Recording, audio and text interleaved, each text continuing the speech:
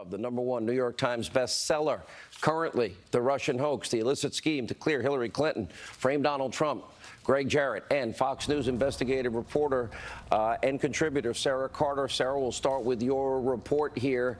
Obviously, the president's lost confidence. Obviously, too, Jeff Sessions doesn't really seem to like the president. It's pretty obvious with his statement today.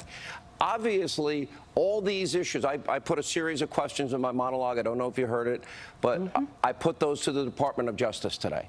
I did get an answer. Sarah Flores, their spokesperson, and it's a fair answer. They don't talk about ongoing investigations or potential investigations. I get it. They can't talk about it, but we don't see anything. All we hear, it's every minute detail about taxi cabs and porn stars and all the nonsense of bank applications, nothing about Russia campaign, Trump 2016. Why don't we see? We know these crimes committed. We're left in the dark, Sean, and I think this is the biggest problem right now. Look, the relationship between President Trump and Attorney General Jeff Sessions is severed. It's doing more damage to the country and the administration than having him there. And I think there's going to come a point, and this is what I've been talking to sources all over Capitol Hill and even at the DOJ, there's going to be a point where Attorney General Jeff Sessions is probably going to make a decision to resign. And I think that would be the best thing for the country and for the administration. I've known this man for years, and I've always liked him. I don't want to talk, but I cannot believe the paralysis here. I cannot believe. Fine, if he felt the need to recuse, A, he should have told the president when he was appointed. B, he still has the ability to appoint a special counsel. This guy, we haven't heard a peep out of this guy, Huber, out in Salt Lake City. We got an Inspector General report. Where's the special counsel here? Because we know that FISA court judges were lied to. We know it. We know that Clinton paid for and funneled money to a Fusion GPS and a foreign national, and Russian lies were fed to the American people. It's about Russia. Why wouldn't they concern themselves about at least one subject dealing with Russia interference and Hillary paying for the interference? He needs to actually come forward and speak to the American people. And I'm talking about Attorney General Jeff Sessions. We know U.S. Attorney John Huber from Utah has been charged with investigating. Remember, there's 27 leak investigations at the Department of Justice ongoing. But we're left completely in the dark, Sean. We don't know what's going on with that. And let's go back to Lieutenant General Michael Flynn, who was the National Security Advisor. Yeah, one of the biggest breaches. Yes, one of the biggest breaches in a leak of a tech cut of a conversation. A crime. A crime was committed. Crimes were committed. All right. Yes. Well, we know Hillary committed crimes and obstructed, Greg. It's irrefutable. The evidence is overwhelming and incontrovertible. We also know that FISA judges were lied to. Russian lies bought and paid for by Hillary, and that we know warrants were issued, that if the judges knew the truth and the facts, and all these people in the so-called Department of Justice at the highest levels signed off on it, they signed off without verifying and corroborating. They're not allowed to do that. If I lied to a judge, if I deleted and destroyed evidence that was subpoenaed, you and a team of the best lawyers in the country wouldn't get me out of jail. It's inexplicable. It's indefensible. Jeff Sessions should have immediately reopened the Hillary Clinton email case.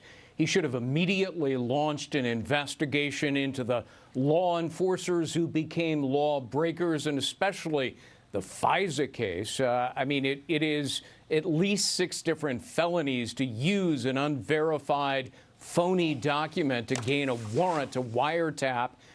Jeff Sessions, breached egregiously the trust of the president. He knew when he was sworn in that he was going to recuse himself. He testified before Congress. By the way, he cited the set wrong it in law. motion the next day. He cited the wrong law during his recusal. It makes you wonder, did he even read the regulation that he cited? He would have realized, oh, this is a counterintelligence probe, and recusal is in criminal cases only. And that's one of the many things that has angered President Trump, that this is a guy who immediately upon being sworn in breached the confidence and trust of the president. We have this new book out. It exposes information I never knew about. We just found out $36 million paid to Jim Comey, who works for Lockheed Martin. And I don't know that anything nefarious. I believe in the capitalist system. You're a former FBI director. You value is high in the private sector. I agree with that. But then the contracts with Lockheed Martin, and they get billions in government contracts, they're going through Mueller's FBI. Did either of you hear about this before tonight? Well, I heard about it about 10 days ago because I got an advanced copy of the book. And okay, point made. Exactly. I mean, but it's stunning to me. This is a revolving door of government service and big business in which people like James Comey are enriching themselves by trading on and leveraging their friendship. Sarah, shouldn't we have heard 36? By the way, we still don't know his salary for 4 other years.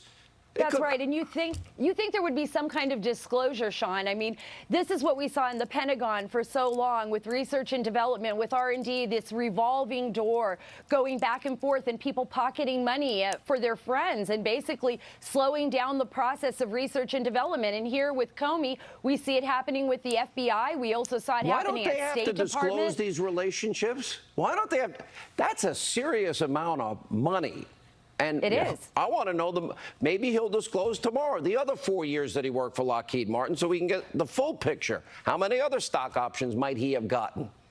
Well, it should be against the law for a government official like Mueller to lavish a no-bid contract on a company in which a longtime friend and ally is working. You're sure it's no bid? That's right.